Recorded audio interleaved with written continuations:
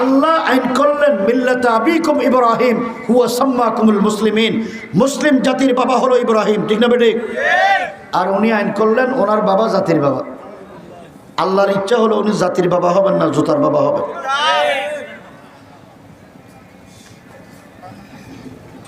আচ্ছা উনি জাতির বাবা বানালেন, ঠিক আছে, মূর্তি বানালেন কিনলেই বাংলাদেশে রাষ্ট্রের খরচে 4,500 কোটি টাকা খরচ করে 10,000 মূর্তি বানিয়েছে, ঠিক নেই? আল্লাহর ইচ্ছা হলো বাংলাদেশে একটা মূর্তিও থাকবে না, আমরা তো বুঝি নেই। আমি 2 বছর জেলে ছিলাম। কয় বছর? 2 বছর। আমার আগে যে মুফতি বশিরুল্লাহ সাহেব বয়ান করছে উনি ছিলেন প্রায় 1.5 বছর। হজরত মৌলানা মামুনুল হক সাহেবের নাম শুনছেন তো? উনি ছিলেন 3 বছর। আমরা জেলে, আমাদেরকে জেলে দিছে কোনো কারণ নাই, আমরা কোনো অপরাধ করিনি। অপরাধ একটাই, সেটা হলো আমরা ওনার বাবার মূর্তির বিরোধিতা করছি। এই জন্য আমাদেরকে শত শত মামলা দিয়ে জেলে ঢুকানো হয়েছে, জেলে অমানবিক নির্যাতন করা হয়েছে। আপনারা শুনে আশ্চর্য হবেন, বাংলাদেশের বহু আলেমের হাতের 10 আঙ্গুলের নখ, পায়ের 10 আঙ্গুলের নখ একটাও রাখে নাই, ফ্লাশ দিয়ে টেনে টেনে উঠে ফেলেছে।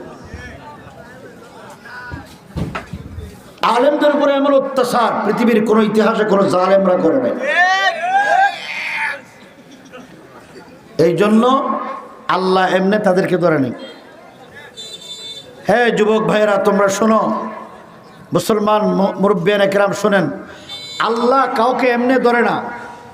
আল্লাহর সীমা লঙ্ঘন করতে করতে যখন আল্লাহর ওয়াহদানিয়তকে অস্বীকার করে, যখন মানুষ ক্ষমতা পাওয়ার পর ফেরাউন বনে যায়, আল্লাহ পাক দুনিয়াতে কোনো ফেরাউনকে রাখেন না। উনি বানাইলেন ওনার বাবারে জাতির বাবা এবং মূর্তি স্থাপন করলেন। আচ্ছা বলেন তো, রসুল দুনিয়াতে আসছে মূর্তি বানানোর জন্য না মূর্তি ভাঙার জন্য? খানায়ে কাবায় বাইতুল্লাহ কত মূর্তি ছিল? 360। কয়টা? 360। রসুল রাখছে না ভাঙছে? রসুল আসলেন দুনিয়াতে মূর্তি ভাঙার জন্যে। রসুলের উম্মতদের কাজ মূর্তি বানানো না মূর্তি ভাঙা? রসুল কি নিজের ইচ্ছায় মূর্তি ভাঙছেন না আল্লাহর ইচ্ছায়? আল্লাহ রসুল বলেন, قال النبي عليه الصلاة والسلام إن الله بعثني رحمة للعالمين وأمرني ربي عز وجل بمحق المعازف والمزامير والصلب والأوثان। রসুল বলেন ওয়া আমারানি রব্বি আজ্জা ওয়াজাল, আল্লাহ আমাকে নির্দেশ দিয়েছেন, হুকুম করেছেন মূর্তি ভাঙার জন্য। তো রসুলকে আল্লাহ হুকুম দিলেন মূর্তি ভাঙার জন্য। রসুলের উম্মতদের জন্য মূর্তি ভাঙার অনুমতি আছে বানানোর? কথা কন না কে? বঙ্গবন্ধু রসুলের উম্মত নয়, হাসিনা রসুলের উম্মত নয়। রসুল না হলে তো লাউলা কালামা খালাক্তু আফলাক, বঙ্গবন্ধু আর দুনিয়াতে আসতো না, হাসিনাও প্রধানমন্ত্রী হইতে পারতো না, ঠিক না বেটে? তো আল্লাহ যেই নবীর উসিলায় দুনিয়া তা রাখছেন, আমরা দুনিয়াতে আসি, সে নবীর বিরুদ্ধে যদি আইনের বিরুদ্ধে আইন করলে আল্লাহ কি সহ্য করবেন? আমাদের বিরুদ্ধে মামলা দিলেন, এমন মামলা দেখেন আমরা কি কত পাওয়ারফুল ব্যক্তি। আমার বিরুদ্ধে 124টা মামলা, 6টা মার্ডার কেস। আমি এমন পাওয়ারফুল ব্যক্তি, আমার বিরুদ্ধে 4 জেলায় 12টা থানায় মামলা হয়েছে। 4 জেলায় 12 থানায়। কি মামলা? 2021 সালের 26শে মার্চ আমি আমার নাম জানেন তো আপনারা, আজিজুল হক ইসলামাবাদী 12টা থানায় সশরীরে উপস্থিত হয়ে 5 মিনিটের ভিতরে ভাঙচুর করেছে। আচ্ছা যেই ব্যক্তি 12 থানায় 4 জেলায়, ঢাকা, চট্টগ্রাম, নারায়ণগঞ্জ, ব্রাহ্মণবাড়িয়া, 4 জেলায় 12 থানায় সশরীরে উপস্থিত থেকে ভাঙচুর করতে পারি, তো আমার উপর পাওয়ারফুল দুনিয়াতে আসেনি কেউ? কারণ এই দেশের পুলিশ, র্যাব, বিজিবি, গোয়েন্দা সংস্থা, প্রযুক্তি সব ফেল। ধরতে পারে না, তো ফেল না? যেই পুলিশ অফিসাররা আমাদের বিরুদ্ধে মিথ্যা মামলা দিল, তারা লেখাপড়া করছেনি? লেখাপড়া করেনি। এরা তো সবচেয়ে বড় শিক্ষিত। এই আমাদের দেশের সন্তানগুলো, আমার আপনার পকেটের ট্যাক্সের পয়সায় বেতন হওয়া পুলিশের কর্মকর্তা যারা লেখাপড়া শিখে মানুষ হয়ে রাষ্ট্রের কর্মকর্তা হইলেন। এই শিক্ষিত ছেলেগুলো যদি আজকে জনগণের বিরুদ্ধে, আলেম ওলামার বিরুদ্ধে এরকম জঘন্য মিথ্যা মামলা করতে পারে, তারা সুশিক্ষিত না কুশিক্ষিত? এগুলি মাদ্রাসায় হয়েছে কেন? একজন পুলিশ অফিসার লেখাপড়া জানে, বুদ্ধি আছে, সে এরকম মিথ্যা মামলা দিতে পারে? তো রাষ্ট্র থেকে ভালো হবে। রাষ্ট্র সংস্কারের ডাক এসেছে, রাষ্ট্র সংস্কার করতে হবে। এই সংস্কার করার জন্য উলামায়ে ইকরামের আল্লাহর জমিনে আল্লাহর কোরআনের আইন ছাড়া এই রাষ্ট্র সংস্কার হবে না, হবে না। উনি আইন করলেন, ওনার বাবা জাতির বাবা, মনে আছে? 2021 সালে আমরা জেলে গেলাম শুধু ওনার মা বাবার মূর্তির বিরোধিতা করার কারণে। আমরা যখন জেল থেকে বের হইলাম 5 তারিখ দেশ স্বাধীন হইল। স্বাধীন হওয়ার পর সেনা প্রধান বাংলাদেশের রাজনৈতিক দলগুলোকে ডাকছে। উনি যখন পলাই গেছে আলেম ওলামাদেরকেও ডাকছে। বাংলাদেশের আলেমদের পক্ষ থেকে 3 জন আলেমেরা ডাকছে, মৌলানা মামুনুল হক সাহেব, আমি এবং আরেকজন মুফতি মনির কাসেমি সাহেব। আমরা 3 জন সেনা প্রধানের দাওয়াতে সেনা সদর দফতরে গেলাম। ওখান থেকে আমরা আলাপ আলোচনা শেষ করে যখন বের হই, আমাদেরকে যখন প্রেসিডেন্টের কাছে নিয়ে যায়, সেনা সদর দফতর থেকে বের হওয়ার পর যখন আমাদের গাড়ি ফার্ম গেটের কাছাকাছি বিজয় সরণিতে আসে, দেখি যে দক্ষিণমুখী এক বিশাল মূর্তি দাঁড়িয়ে আছে। এই মূর্তিরে লাখ লাখ মানুষ ঘিরে রাখছে। আমাদের গাড়ি চলতে পারে না। আস্তে আস্তে আস্তে যখন মূর্তির কাছাকাছি আসে, তখন দেখি এটা অন্য কারো মূর্তি নয়, এটা হলো জাতির বাবার মূর্তি। গাড়ি আরো কাছে আসার পরে দেখি জাতির বাবার তো বিশাল মূর্তি, 100 ফুটের কাছাকাছি বড়, বিশাল, গলা বড় মোটা। জাতির বাবা তো, জাতির বাবার গলায় এত বড় মোটা মোটা রশি বাঁধি রাখছে। কিছু যুবকরা এদিকে টানে, কিছু যুবকরা এদিকে টানে। গাড়ি আরো কাছে আসার পরে যখন দাঁড়াইলাম, দেখি যে 6-7 জন যুবক এত বড় বড় হাতুড়ে দিয়ে জাতির বাবারে পিটানি আরম্ভ করছে। আরো আশ্চর্য,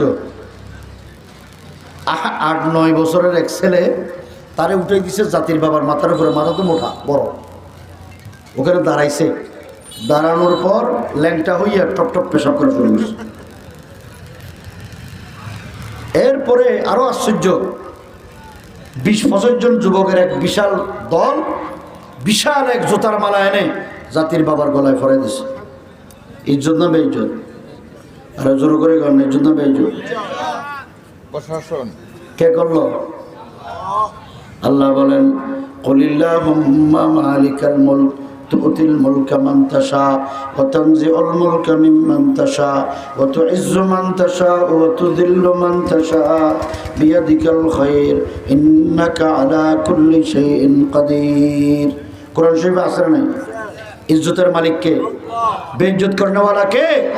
ক্ষমতা দেনেওয়ালা কে? হে যুবক ভাইয়েরা, মুসলমান ভাই ও বন্ধুগণ, সমাজের নেতৃত্ব তোমরাই দিবে, আগামীতে জাতির কর্ণধার তোমরাই হবে। আল্লাহ যদি তোমাদেরকে সমাজের নেতা বানায়, নেতৃত্ব পাওয়ার পরে যদি মানুষের উপরে জুলুম করো, আল্লাহর বান্দাদের উপর অত্যাচার জুলুম করো, আল্লাহ দুনিয়াতেও বিচার করবেন, মরার পরেও বিচার করেন। মূর্তি বানাইলেও মূর্তিরও বিচার করেন, ঠিক না বেটে? আমাদের ঈমান হলো আল্লাহর উপর পূর্ণ আস্থা ও বিশ্বাস। সংবিধানে আমাদের ঈমান নাই। এখন আপনারা বলেন, যেই সংবিধানে মুসলমানের ঈমান নাই, আল্লাহর নাম নাই, হ্যাঁ, ইসলাম নাই, বিসমিল্লাহ নাই, এটা ঈমানদারের সংবিধান না বেঈমানের সংবিধান? হ্যাঁ, জোর করে কন, ঈমানদার না বেঈমানের? এই বেঈমানের সংবিধান দিয়ে রাষ্ট্রটা চালানো হয়েছে 53 বছর। ঠিক বললাম না বেঠিক বললাম? 53 বছর এই রাষ্ট্রটা বেঈমানের সংবিধান দিয়ে চালানো হয়েছে। যারা চালিয়েছেন তারা কেউ আল্লাহর সৃষ্টি হওয়ার পর জ্ঞান আল্লাহর, বুদ্ধি আল্লাহর, বিবেক আল্লাহর, আল্লাহর হায় আল্লাহর দেওয়া শরীর নিয়ে, স্বাস্থ্য নিয়ে, আল্লাহর দেওয়া ক্ষমতা পাওয়ার পর আল্লাহর আইনের বিরুদ্ধে আইন করেছে, ঠিক না বেঠিক? যারা আইন করলো তারা ইমানদার না বেঈমান? এই বেঈমানদেরকে আমরা আজকে ক্ষমতায় রেখেছি দীর্ঘ বছর, ঠিক না বেঠিক? الحمد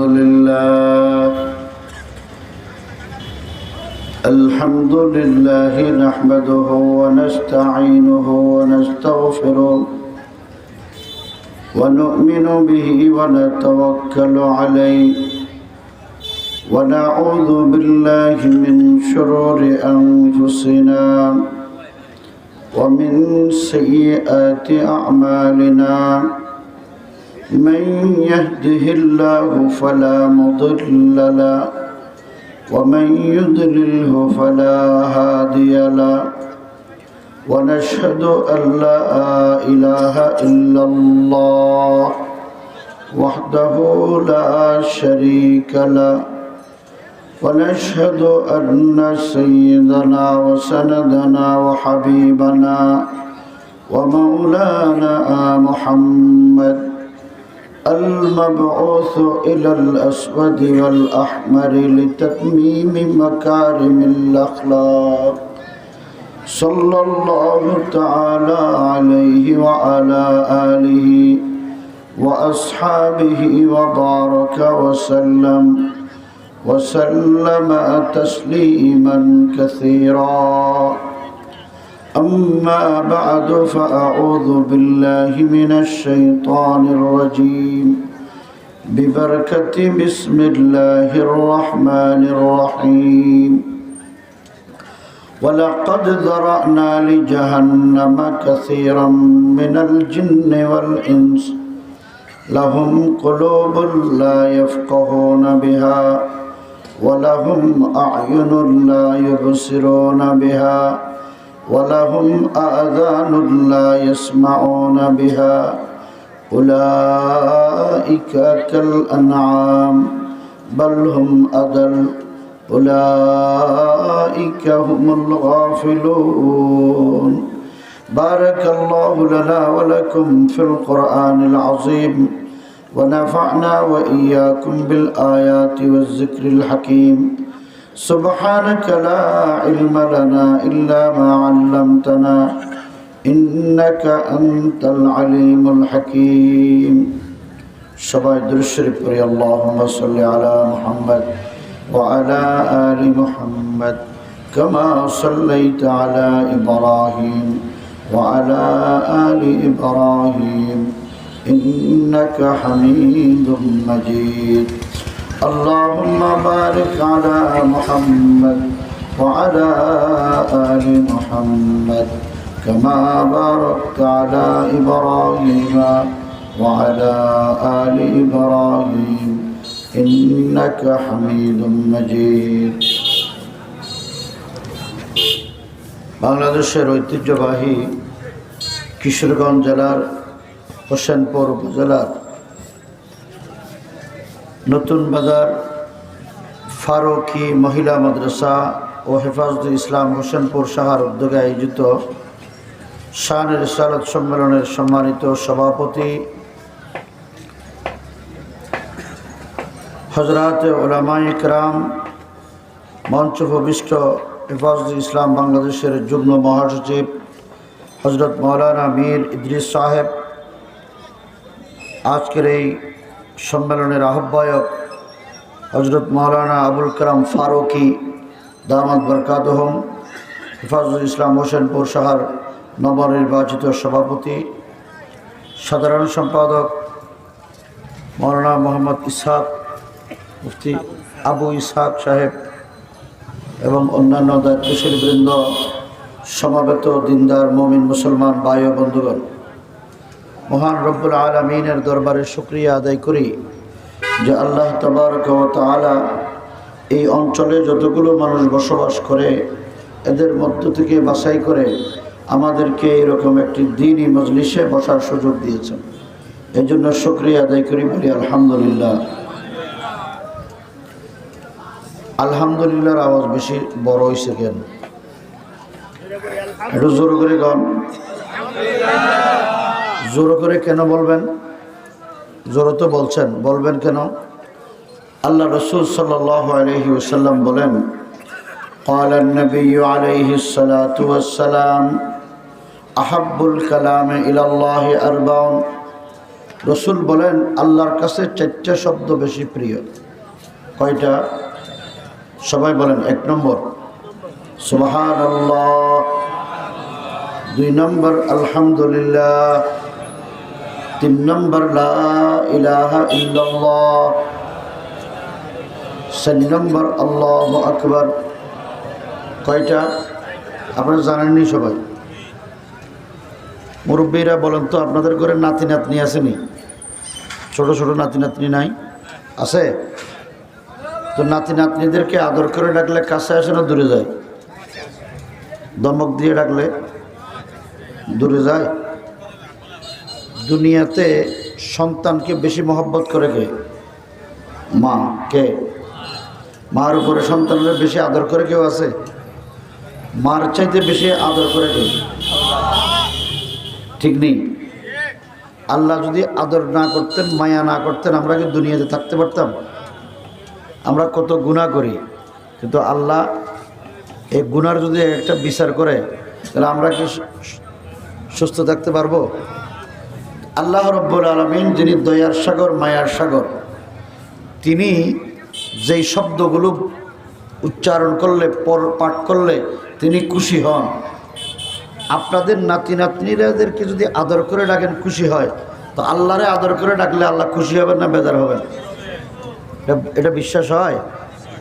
আল্লাহ নিজেই বলেন, উদউনি আস্তাজিব লাকুম, বান্দা যদি আমাকে আদর করে মায়া করে ডাকে, আমি সাথে সাথে বান্দার ডাকে সাড়া দিই। এরপরও সুবহানাল্লাহ আসতে, তো আলহামদুলিল্লাহ সুবহানাল্লাহ আসতে বলবেন না জোরে বলবেন? মনে থাকবে তো? আমি আপনাদের সামনে ছোট্ট একটা আয়াত তেলাওয়াত করেছি। সামনে রমজান আসতেছে, রমজান মাসের ফজাইল মাসাইল উলামায়ে কেরাম বলবে। তবে আমি বলি, রাসূল আকরাম সাল্লাল্লাহু আলাইহি ওয়াসাল্লাম বলেন, রমজান মাসকে আল্লাহ তিনটা ভাগে ভাগ করছেন। প্রথম আউয়ালুহু রহমা, প্রথম 10 দিন হলো রহমতের। ওয়া আওসাতুহু মাগফিরা, মধ্য 10 দিন হলো মাগফিরাতের। ওয়া আখিরুহু ইতকুম মিনান নার, আখিরি 10 দিন হলো জাহান্নাম থেকে মুক্তির। কয়টা ভাগ? 3 ভাগ। তো রমজান মাসে এই 3টা ভাগে আমরা রোজা রাখবো তো ইনশাআল্লাহ। রমজান মাসে আল্লাহ বিশেষ পুরস্কার দেন। কি পুরস্কার? রাসূল বলেন, আস-সাওমু লি ওয়া আনা আজজি বিহি, রোজা আমার জন্য এবং এর বদলা আমি আল্লাহ নিজেই দেব। এখন আল্লাহ কেমনে দিবেন? আল্লাহ তো অনেক কিছু দিবেন। এর ভিতরে হাদিসে আছে, রোজাদাররা জান্নাতে প্রবেশ করবে। শুধু রোজাদারদের জন্য আল্লাহ পাক একটা গেট রাখছেন, জান্নাতের দরজা রাখছেন। এই দরজার নাম হলো রাইয়ান। কি নাম? রাইয়ান। রাসূল বলেন, রমজান মাসে যেই ব্যক্তি 4টা কাজ করবে, সেই রাইয়ান দরজা দিয়ে জান্নাতে ঢুকবে। কোন কাজ? 1 নম্বর, ইস্তেগফার বেশি বেশি করে পড়বেন। পড়েন, আস্তাগফিরুল্লাহ, আস্তাগফিরুল্লাহ, আস্তাগফিরুল্লাহ, আস্তাগফিরুল্লাহ, আস্তাগফিরুল্লাহ। মনে থাকবে? এটা কঠিন। 2 নম্বর, কালিমায়ে শাহাদাত পাঠ করবেন বেশি বেশি করে। আশহাদু আল্লা ইলাহা ইল্লাল্লাহু ওয়া আশহাদু আন্না মুহাম্মাদান আবদুহু ওয়া রাসূলুহু। জানি তো আমরা সবাই। 3 নম্বর, দুরূদ শরীফ পড়বেন। সাল্লাল্লাহু আলাইহি ওয়াসাল্লাম, সাল্লাল্লাহু আলাইহি ওয়াসাল্লাম, সাল্লাল্লাহু আলাইহি ওয়াসাল্লাম, সাল্লাল্লাহু আলাইহি ওয়াসাল্লাম।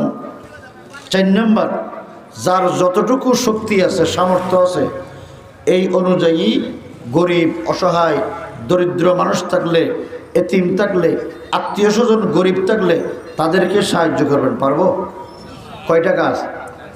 এই 4টা কাজ করতে বেশি কষ্ট হবে। একটা টাকা পয়সা দিলে হয়তো মনে কষ্ট লাগবে, কিন্তু বাকি 3টাতে কোনো কষ্ট আছে? তো আমরা এই 4টা কাজ করে জান্নাতে যাওয়ার জন্য রাজি না বেরাজ? রাজি? আল্লাহ পাক আমাদের সবাইকে জান্নাতে যাওয়ার তৌফিক দান করুন। এই রমজানের ফজিলত, রমজানের মাগফিরাত, রমজানের বরকত হাসিল করার তৌফিক দান করুন। আমি একটা আয়াত তেলাওয়াত করেছি। আল্লাহ বলেন, ওয়ালাকাদ যারানা লি জাহান্নামা কাসীরাম মিনাল জিন্নি ওয়াল ইনস, আমি অধিকাংশ মানুষ এবং জিনদের জন্য জাহান্নাম তৈরি করে রেখেছি। কে বলেন? আল্লাহ। আপনারা বলেন তো, দুনিয়াতে আল্লাহ আমরা আসার জন্য আল্লাহর কাছে কি দরখাস্ত করেছি, আবেদন করেছি? আল্লাহ আমরা দরখাস্ত করি নাই, আবেদনও করি নাই। আল্লাহ দয়া করে, মায়া করে, আদর করে আমাদেরকে দুনিয়াতে পাঠাইলেন। তো যে আল্লাহ দয়া আদর করে পাঠাইলেন, সে আল্লাহ বলেন অধিকাংশ মানুষদের জন্য জাহান্নাম তৈরি করে রেখেছি। তো অধিকাংশ মানুষ জাহান্নামে গেলে আল্লাহ আদর করে দুনিয়াতে পাঠাইলেন কেন? বুঝেননি কথা? এখন আল্লাহ নিজেই বলেন কোন শ্রেণীর মানুষ জাহান্নামী। আল্লাহ বলেন লাহুম কুলুবুন লা ইয়াফকাহুনা বিহা, ওই সমস্ত মানুষ জাহান্নামী যাদেরকে আল্লাহ পাক জ্ঞান দিয়েছেন, আকল দিয়েছেন, বুদ্ধি দিয়েছেন, বিবেক দিয়েছেন। আল্লাহ বিবেকহীন, জ্ঞানহীন, বুদ্ধিহীন মানুষকে জাহান্নামী বলে নাই। আল্লাহ কাদেরকে বলছেন? যারা জ্ঞানী, যারা বুদ্ধিমান, যারা আকলওয়ালা, যারা বিবেকওয়ালা, তাদেরকে বলছেন। কেন? লা ইয়াফকাহুনা বিহা, আল্লাহ তাদেরকে জ্ঞান দিল, বুদ্ধি দিল, আকল দিল, বিবেক দিল, কিন্তু অধিকাংশ মানুষ আকল আল্লাহর, জ্ঞান আল্লাহর, বুদ্ধি আল্লাহর দেয়া বিবেক বুদ্ধি নিয়ে তারা দুনিয়াতে বসবাস করবে, কিন্তু আল্লাহকে স্বীকার করবে না, আল্লাহর কুদরতি নিদর্শন দেখে আল্লাহর ওয়াহদানিয়তকে বিশ্বাস করবে না। ঠিক না? আমি আপনাদেরকে বুঝার জন্য সহজভাবে একটা উদাহরণ দিই। আমরা যারা বসছে, আমাদের জ্ঞান আছে না নেই, বুদ্ধি আছে না নেই? এটাকে আমাদের নিজস্ব প্রচেষ্টার ফল না আল্লাহর দেয়া? আল্লাহ দিচ্ছেন বলে আমরা পাইছি, ঠিক নেই? আপনারা কেউ এখানে চেয়ারম্যান ছিলেন, এমপি হয়েছেন, মন্ত্রী, ডিসিএসপি, কেউ তো হন নাই। আচ্ছা, যারা চেয়ারম্যান হয়, যারা এমপি হয়, যারা মন্ত্রী হয়, যারা ডিসিএসপি হয়, যারা বিচারপতি হয়, তারা আমাদের চেয়ে কম জ্ঞানী না বেশি জ্ঞানী? বেশি জ্ঞানী বলে মানুষ তাদেরকে কি করে? ভোট দেয়, তাদেরকে চেয়ারে বসায়, ঠিক নেই? আল্লাহ যিনি আমাদেরকে সৃষ্টি করলেন, বলেন তো এই জমিনের মালিককে? আমাদের সৃষ্টিকর্তাকে। আমাদের দৈনিক যা খাই এগুলির সৃষ্টিকর্তাকে। অক্সিজেন গ্রহণ করি কার? আমরা যে সুস্থ রাখলো কে? বুদ্ধি জ্ঞান দিল কে? তো যারা এমপি মন্ত্রী তাদেরকে বানাইল কে? তাদের জ্ঞান বুদ্ধি দিল কে? বলেন তো, আমাদেরকেও আল্লাহ বানাইলেন, তাদেরকেও বানাইলেন। আমাদেরকেও আল্লাহ জ্ঞান বুদ্ধি দিলেন, তাদেরকেও জ্ঞান বুদ্ধি দিলেন। এই জ্ঞান বুদ্ধিওয়ালা সমাজের দামি মানুষগুলো, বলেন তো, দেশটা স্বাধীন হয়েছে 71 সালে। 71 সাল থেকে 2024 সালের 5ই আগস্ট পর্যন্ত যারা ক্ষমতায় ছিল, তারা আল্লাহর সৃষ্টি নেই, জ্ঞান আল্লাহ দিছেনি, আল্লাহর জমিনে বাস করেনি, আল্লাহর নাজনিয়ামত খাইতো, অক্সিজেন আল্লাহর গ্রহণ করে, তো হায়াত আল্লাহ দিছে, সুস্থ আল্লাহ রাখছে। তো বলেন তো, আমরা দুনিয়াতে কিভাবে চলবো, আমাদের সমাজ কিভাবে চলবে, পরিবার কিভাবে চলবে, ব্যবসা বাণিজ্য কিভাবে করবেন, বিবাহ সাথী কিভাবে হবে, সবগুলোর বিধিবিধান দিয়ে, আইন কানুন দিয়ে আল্লাহ একটা কিতাব নাযিল করছেন। কি নাম? কোরআনে সব বিধিবিধান আছে। মানেন আপনারা? কারা কারা মানেন? সবাই মানেন তো? কোরআন শরীফ যে আল্লাহর একটা বিধিবিধানের কিতাব, এটা আমরা মানি। তো যারা মন্ত্রী এমপি হয় তারা মানে? জি মানে না। যেটা দলিল টলিল আসেনি। 71 সাল থেকে 2024 সালের 5ই আগস্ট পর্যন্ত যারা ক্ষমতায় ছিল, বলেন তো কোরআন শরীফের একটা আইন তারা কি কোনোদিন বাস্তবায়ন করছে? তো তারা যারা আল্লাহর সৃষ্টি, আল্লাহর দেয়া জ্ঞান, আল্লাহর দেয়া বুদ্ধি, আল্লাহর দেয়া হায়াত, আল্লাহর নাজনিয়ামত ভোগ করার পর যারা আল্লাহর দেওয়া বিধিবিধান অনুযায়ী রাষ্ট্র চালায় না, নিজেদের মন মতো করে আল্লাহর আইনের বিরুদ্ধে আইন তৈরি করে যারা রাষ্ট্র চালাইছে, সমাজ চালাইছে, তারা জান্নাতি না জাহান্নামী? বুঝেন কিছু? আপনাদের প্রশ্ন হইতে পারে, হুজুর বাংলাদেশের মন্ত্রী হয় 60 জন, ঠিক নেই? এর সাথে আমরা আলো কম ছিল। এরপরে এমপি হয় 300 জন। বাংলাদেশে যদি 10 বার সংসদ নির্বাচন হয়, তাহলে 300 জন করে যদি সংসদ হয় 3000 হয়, ঠিক নেই? 60 জন করে যদি মন্ত্রী হয়, এভারেজে 600 হয়। তো 3600 মানুষে না আল্লাহর আইন মানে নাই। আমরা তো সবাই মানছি, ঠিক না? আচ্ছা, এই যে বিগত 16 বছর একটা সরকার ছিল নি? এরা আছে না পলাই গেছে? আপনাদের হোসেনপুরে নাই? আছে? এরা যে 16 বছর ক্ষমতা পাইল, পাওয়ার পরে কোরআন বিরোধী, আল্লাহর আইন বিরোধী আইন করছে নি? করে নাই? এমন আইন করছে একটা একটা বললে সারা রাত্র চলে যাবে। বলেন না, বেশি বলবো না, মাত্র 2টা বা 3টা বলবো। আইন করছে আল্লাহর কোরআনের বিরুদ্ধে, করছেনি? এদেশের আলেম ওলামারা তাদের বিরুদ্ধে মাঠে নামছে, দিনদার মানুষরা নামছে। তো তাদের দলের লোকজন লাঠি ছোটা নিয়ে, হকি স্টিক নিয়ে, লগি বইটা নিয়ে আলেমদের মোকাবেলায় রাস্তায় নামছেনি। তো তারা তাদের মন্ত্রী এমপিদের এই আইনকে সমর্থন করছে। তো সমর্থন করার কারণে তারা মন্ত্রী এমপিরা আইন করার কারণে যেমন জাহান্নামী, সমর্থন করে আল্লাহর আইনের পক্ষে যারা তাদের মোকাবেলা নামার কারণে তারা কি জান্নাতি না জাহান্নামী? এরা কম না বেশি? কি আইন করছে? আগে মুরব্বিয়ানে কেরাম, যুবক ভাইয়েরা ভালো করে শুনেন। আমাদের ঈমান হলো সব কিছুর মালিককে। বলেন, সব কিছুর মালিক আল্লাহ, যে সব কিছুর মালিক। বিশ্বাস আছে না নাই? যদি বিশ্বাস থাকে আল্লাহ সব কিছুর মালিক, এটার বিশ্বাস রাখার নাম হলো ঈমান। ঠিক নেই? আমাদের ঈমান আছে না নাই? আল্লাহর উপর আস্থা বিশ্বাস রাখি বলেই আমরা ঈমানদার। আমরা ব্যক্তিগতভাবে বলে ব্যক্তিগতভাবে ঈমানদার। আমাদের দেশে একটা সংবিধান আছে নাই? এই সংবিধানে যদি আমাকে ঈমানদার হিসেবে স্বীকৃতি না দেয় তো আমি আন্তর্জাতিকভাবে, রাষ্ট্রীয়ভাবে ঈমানদার হইলাম না বেঈমান? বুঝছেন ভালো করে? 71 সালে দেশটা স্বাধীন হইল, 72 সালে একটা সংবিধান রচনা করা হয়েছে। মুসলমানরা যে কোনো কাজ শুরু করে বিসমিল্লাহ দিয়ে, ঠিক নেই?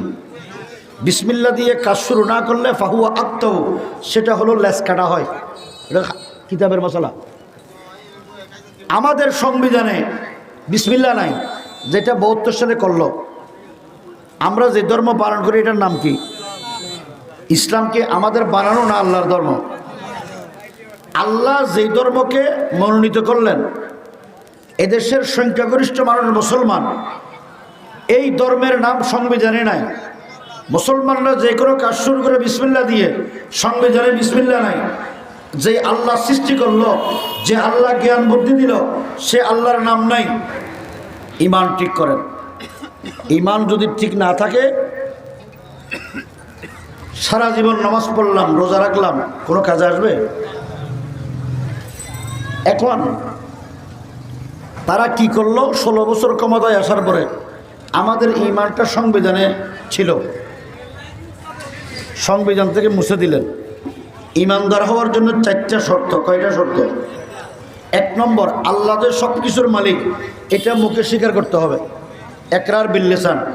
2 নম্বর, অন্তরে বিশ্বাস করতে হবে, তাসদিক বিল জানান। 3 নম্বর, আমল বিল আরকান, কাজে কর্মে বাস্তবায়ন করতে হবে। 4 নম্বর, কাগজে কলমে লিখতে হবে, লিখার পরে মুছা যাবে না। কেউ মুখে স্বীকার করলো, অন্তরে বিশ্বাস করলো না, ঈমানদার হবে? কেউ অন্তরে বিশ্বাস করলো, মুখে স্বীকার করলো না, ঈমানদার হবে? রসুলের চাচা আবু তালেব, কি নাম? রসুলকে খুব ভালোবাসত, আদর যত্ন করে লালন পালন করে বড় করেছেন। আল্লাহ যে একজন সব কিছুর মালিক আবু তালেব বিশ্বাস করত, কিন্তু রসুল যখন বলেছেন কুলু লা ইলাহা ইল্লাল্লাহ তুফলিহুন, আবু তালেব কি পড়ছে? তো মুখে স্বীকার না করার কারণে, অন্তরে বিশ্বাস করার কারণে আবু তালেব যদি ঈমানদার না হয়, বাংলাদেশের যারা ক্ষমতায় ছিল, ক্ষমতায় থাকার পর অন্তরে একটা, মুখে আরেকটা, কাজে কর্মে আরেকটা, তারা কি ঈমানদার হবে? মুরব্বিয়ানে কেরাম, যুবক ভাইয়েরা, তোমাদেরকে বলি, আগামী দিনের নেতৃত্ব তোমরাই দিবা। এই দেশের রাজনীতিবিদরা মুসলমানের ঈমান নিয়ে চিনিমিনি খেলা করে, আমাদের ঈমানের সাথে তারা প্রতারণার ধোঁকাবাজি করে, ঠিক না বেটে?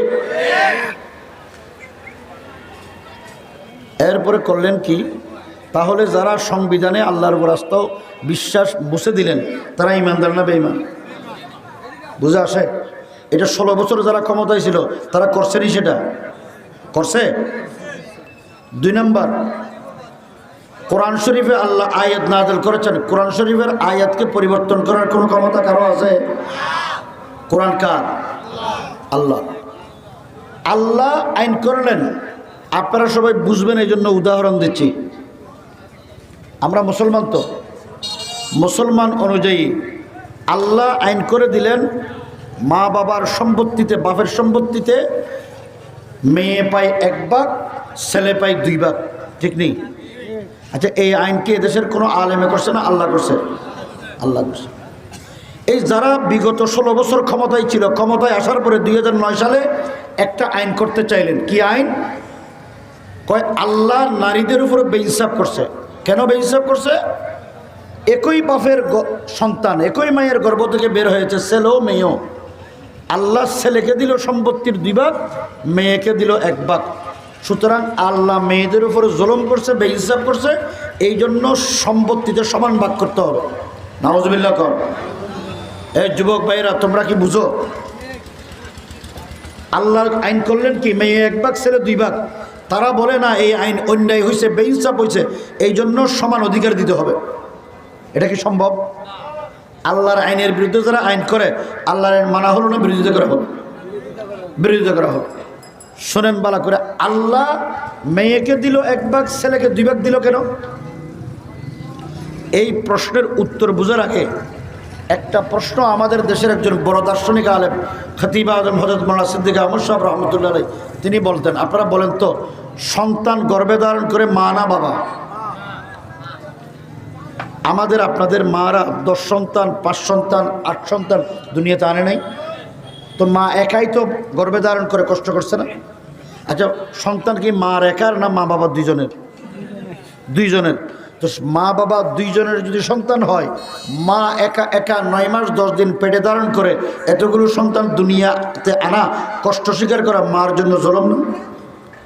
হযরত খতিব আজম বলেন, আজ থেকে আমাদের একটা প্রস্তাব, তোমরা শোনো। এটা কি? যদি মা বাবার 10 সন্তান দুনিয়াতে আসে, তাহলে মার উপর একা জুলুম হয়, তো ইনসাফ করো, সমান অধিকার ভাগ করো।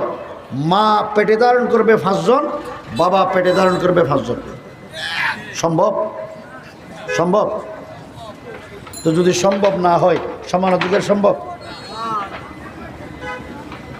যারা বলে, আর একটা কিসে বলতাম নি, শীতকাল, আরো বলে ফিনফিন বৃষ্টি, তো স্বামী স্ত্রী 2 জন রাত্রে ঘুমাইছে। অর্ধেক রাতে স্বামীর পেশাবে ধরছে। স্বামী বেচারা স্ত্রীর বলে, আমার তো পেশাবে ধরছে, বাইরে গিয়ে করে আস। বাইরে তো বৃষ্টি। স্ত্রী বেচারি বলে, বাইরে বৃষ্টিতে ভিজলে আমি তো অসুস্থ হয়ে যাব। স্ত্রী স্বামীর খুব ভক্ত। স্ত্রী চিন্তা করলো, স্বামী যদি অসুস্থ হয়ে যায়, তাহলে বাইরে বৃষ্টিতে ভিজে অসুস্থ হলে তার সেবা যত্ন আমার করা লাগবে, কষ্ট আমাকে করতে হবে। স্ত্রী স্বামীরে বলে, তুমি একটু বসো, আমি একটু বুদ্ধি বের করি। তো ঘরে ঘুরে স্ত্রী বুদ্ধি বের করছে, খাটের উপর একটা ছিদ্র আছে, এই ছিদ্র দিয়ে যদি স্বামী পেশাব করে তাহলে বাইরে চলে যাবে, কিন্তু স্বামী ছিদ্র পর্যন্ত লাগ পাবে না। তো স্ত্রী বুদ্ধি বের করছে, কেমনে পেশাব করায়? স্বামীরে কাঁধে উঠাইয়ে পেশাব করাইলে তাহলে বাইরে চলে যাবে। তো স্ত্রী স্বামীরে বুদ্ধি দিছে, তুমি আমার কাঁধে উঠো, কাঁধে উঠে এই ছিদ্র দিয়ে পেশাব করো। স্বামী বলে, তো খুব দারুণ বুদ্ধি। স্বামী স্ত্রীর কাঁধে উঠছে, কাঁধে উঠে বন্দুকের নল দিয়ে পেশাব শুরু করছে। পেশাব যখন শুরু করছে, পেশাব ভিতরে না বাইরে?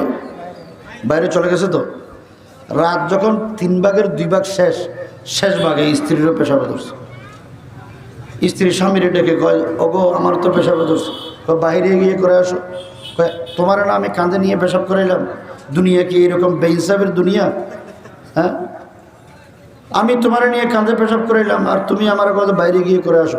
না, আমি মানব না, নারী পুরুষের সমান অধিকার, তুমিও আমার কাঁধে নিয়ে পেশাব করাইবে। স্বামী বেচারা পড়ছেনি বিপদে। স্ত্রীর এই কথায় স্বামী চিন্তা করলো, যদি এখন তার কথা না মানি তাহলে ঝগড়া লাগবে। ঝগড়া লাগলে সংসারও ভেঙে যায়। দরকার নাই রে বাবা, সে আমার কাঁধে নিয়ে পেশাব করাইছে, আমিও তার এক কাঁধে নিয়ে পেশাব। কয়, উঠো আমার কাঁধে। ওই ছিদ্রের পাশে গিয়ে কাঁধে উঠেছে। উঠানোর পরে যখন পেশাব শুরু করছে, আগা করা গোসল হয়ে গেছে। বলেন তো, নারী পুরুষ সমান অধিকার সম্ভব? বলেন না। তো যারা নারী পুরুষের সমান অধিকারের দাবি করে, এই সবগুলো হলো ইহুদি, খ্রিস্টান এবং হিন্দুত্ববাদের এদেশীয় দালাল। এই জন্য আল্লাহর কোরআনের আইনের বিরুদ্ধে আইন করতে চায়, দালাল না হলে করতে চায় না। ঠিক না বেটি? আল্লাহ নারীকে দিল 1 ভাগ, ছেলেকে দিল 2 ভাগ কেন? ভালো করে বুঝেন, একটা মেয়ে দুনিয়াতে ভূমিষ্ঠ হওয়ার পর বিবাহ দেওয়া পর্যন্ত তার ভরণ পোষণের দায়িত্ব হলো বাবার। কার? বিবাহ দেওয়ার পর স্বামীর। স্বামী মারা গেলে সন্তানের। কোনো খরচ আছে? আবার বাপের সম্পত্তি পাইল 1 ভাগ, স্বামীর মোহরানা পায়নি, পায় না? ভাগ 2টা। স্বামী মারা গেলে স্ত্রী সম্পত্তির ভাগ পায়। কয়টা হইল? 3টা। খরচ একটাও নাই। ছেলের দুনিয়াতে ভূমিষ্ঠ হওয়ার পর ছেলের ভরণ পোষণের দায়িত্ব বালেগ হওয়া পর্যন্ত বাবার। বালেগ হওয়ার পর নিজের। বিবাহ শাদী করলে বাচ্চার। মা বাবার সম্পত্তি না থাকলে মা বাবার। আত্মীয় স্বজনের সেলার হেমি করার দায়িত্ব কার? ছেলের। ছেলের খরচের হাত কয়টা? 4টা। 1 নম্বর নিজের, 2 নম্বর বিবি বাচ্চার, 3 নম্বর মা বাবার, 4 নম্বর আত্মীয় স্বজনের। তো 4টা খরচের হাত ভাগ পাইছে কয়টা? 2টা। আর মেয়ের বা খরচ একটাও নাই, ভাগ পাইছে কয়টা? 3টা। তো আল্লাহ ইনসাফ করছে না বেইনসাফ করছে? আমি তো বলি, যারা আল্লাহর আইনের বিরুদ্ধে আইন করতে চেয়েছিল তাদের সবগুলোর মাথার তাসিরা। আরেকটা বলতাম নি, আল্লাহ আইন করছে মুসলিম জাতির বাবা হলো ইব্রাহিম আলাইহিস সালাম, ঠিক নেই? যিনি পলাই গেছেন, চিনেননি ওনারে? উনি আইন করলেন, ওনার বাবা এই মুসলিম ভূখণ্ডের জাতির বাবা। আইন করছে নেই? জাতির বাবার আইন করে নেই? না, আপনারা জানেন না কিছু। এই জন্য জুলুম করা যাবে। মানুষ 4টা কারণে বলে জুলুম করে, অত্যাচার করে। 1 নম্বর হলো যদি মানুষ সুন্দর হয়, মানুষ জুলুম করে, ঠিক না বেঠিক? দেখবেন সুন্দর যদি ছেলে হয় তার অত্যাচারে অন্যান্য ছেলেরা থাকতে পারে না। আর মেয়ে যদি সুন্দরী হয় আরও মুসিবত, ঠিক নেই? ঘরে যদি 4 বউ থাকে, 4 ছেলের 4 বউ, 1 বউ যদি সুন্দরী হয়, এই সুন্দরী 1 বউয়ের গুতানির কারণে 3 বউয়ের ঘুম হারাম হয়ে যায়, ঠিক না? এক সুন্দরী মেয়ে, আমরা যখন জেলে ছিলাম রিমান্ডে, তখন মেয়ে একটা ধরে নিয়ে আসছে। জেল থেকে বের হয়ে দেখি কয়েকদিন আগে পত্রিকায় ওই মেয়ে নায়িকা সুন্দরী, আপনারা সবাই নাম জানেন, চিনেনও? হ্যাঁ, ফরিমণি। বিবাহ ভাঙছে 7টা। কয়টা? টেলিভিশনের এক উপস্থাপিকা নায়িকা নাটক করে, লন্ডনে থাকে। 17 নম্বর বিবাহ ভাঙার পরে আদালতে মামলা হয়েছে। আসেনি এই দেশে? আমাদের উচ্চবিত্ত উচ্চশিক্ষিত ফ্যামিলির সন্তানরা, তাদের মেয়েরা সংসার ভাঙতে দ্বিধা করে না, ঠিক না বেঠিক? সুন্দর হলেও বিপদ। সন্তান বেশি হলে মানুষ অহংকারী হয়। বড় ভাইয়ের সন্তান নাই, ছোট ভাইয়ের সন্তান নাই, মেজো ভাইয়ের সন্তান বেশি, একজনের 3 জনের সম্পত্তি দখল করে হয়। আসলে সম্পদ বেশি হলে অহংকারী হয়, নেতা হইলে অহংকারী হয়। কি হয়? এই জন্য আল্লাহ যদি এরকম গুণ দেয়, আমরা কি অহংকারী হব? আমরা কি জাহান্নামে যেতে চাই? জাহান্নাম থেকে আল্লাহ পাক যেন আমাদেরকে মুক্ত দান করেন। আল্লাহ বলেন ওই সমস্ত মানুষ জাহান্নামী যাদেরকে আল্লাহ পাক বিবেক বুদ্ধি দিয়েছেন, জ্ঞান দিয়েছেন, ঠিক না বেঠিক? আমরা এখান থেকে বাড়িতে যাব, তো যাওয়ার পর ঘুমাবো না? ঘুমাবো তো আমাদের গুনাহ মাফ হয়ে যাক। গুনাহ আছে না নাই? গুনাহ মাফ হয়ে যাক চাননি? কারা কারা চান? যদি গুনাহ মাফ হয়ে যান আমার মুখে মুখে পড়েন সুবহানাল্লাহি ওয়া বিহামদিহি, সুবহানাল্লাহি ওয়া বিহামদিহি, সুবহানাল্লাহি ওয়া বিহামদিহি, সুবহানাল্লাহি ওয়া বিহামদিহি, সুবহানাল্লাহি ওয়া বিহামদিহি।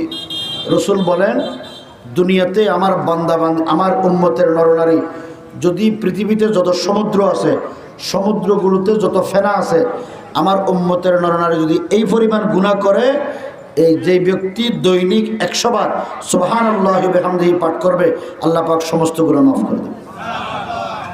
এই 100 বার সুবহানাল্লাহি ওয়া বিহামদিহি পাঠ করতে সময় লাগে 3 মিনিট। কয় মিনিট? 3 মিনিট ব্যয় করে গুনাহ মাফ হয়ে যাক, আপনাদের দরকার নেই? আছে তো আজ থেকে এই আমল করতে পারবো। 2 নম্বর, এখান থেকে যাই ঘুমাবো না।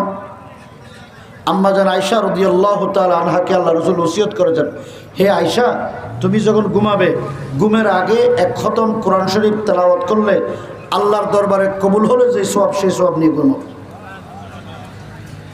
আম্মা জান আয়েশা বললেন, ইয়া রাসূলুল্লাহ, ঘুমের আগে এক খতম কোরআন শরীফ তেলাওয়াত কেমনে করব? অনেক সময় দরকার।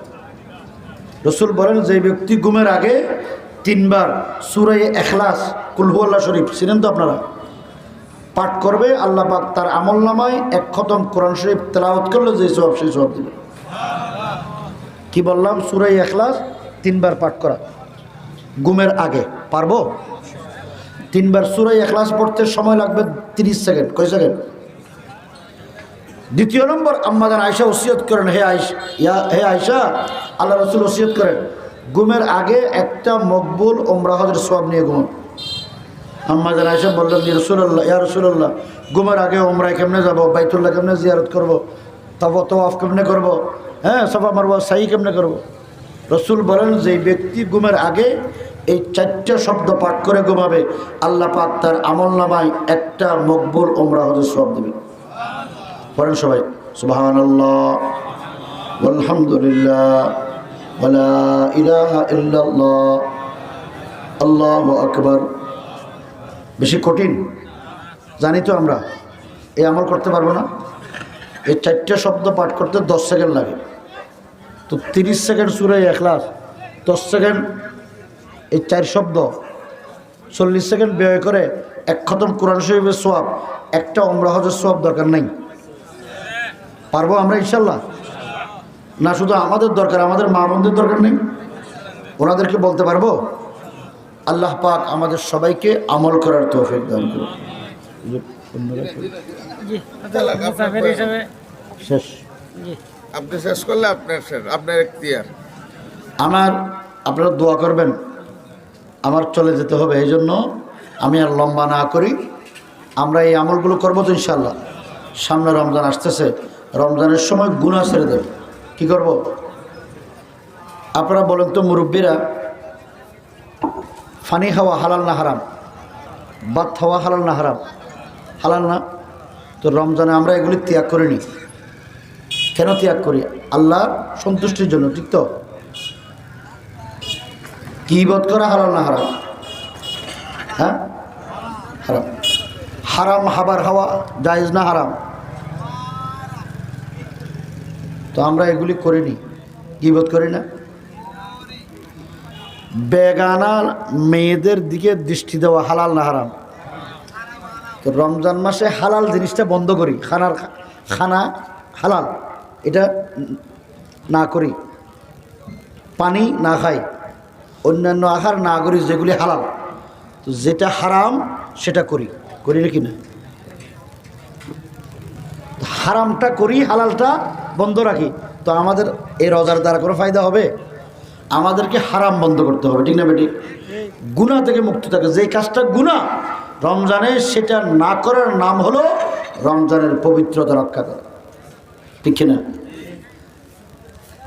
আর কি করব? যতটুকু পারি নফল ইবাদত করব, জিকির আজকার করব, ইস্তেগফার করব, দোয়া পড়ব, মানুষদেরকে সাহায্য করব। নফলের কারণে আপনারা বলেন তো, ধরেন আমাদের দেশের সরকারি বা একটা ইন্ডাস্ট্রিতে একটা লোক চাকরি করে, মালিকের টাইম হলো 9টা থেকে 5টা। একটা ছেলে খুব বেশি আপন করে মালিকের কাজ করে, মাঝে মাঝে 9টা থেকে 5টার জায়গায় 7টাও করে। এরকম কিছু ছেলে আছে না? তো মালিক খুশি হবেন না বেজার হবেন? অতিরিক্ত কাজ, আল্লাহ যেই কাজগুলো আমাদেরকে ফরজ করে দিয়েছেন, এগুলির পরে নফল হলো অতিরিক্ত ইবাদত। এই নফল কাজ করলে আল্লাহ খুশি হবেন না বেজার হবেন? তো আমরা যতটুকু পারি নফল ইবাদত করব। রমজান মাসের নফলের দ্বারা আল্লাহ পাকের দুনিয়াতে কর্মচারী যদি অতিরিক্ত কাজ করে মালিকের নিকটবর্তী হতে পারে, মালিককে সন্তুষ্ট করতে পারে, তো বান্দা অতিরিক্ত ইবাদত করে আল্লাহকে সন্তুষ্ট করতে পারবে না। আল্লাহ তাআলা আমাদের সবাইকে আমল করার তৌফিক দান করুন, আমিন। ওয়া আখিরু দাওয়ানা আলহামদুলিল্লাহি রাব্বিল আলামিন।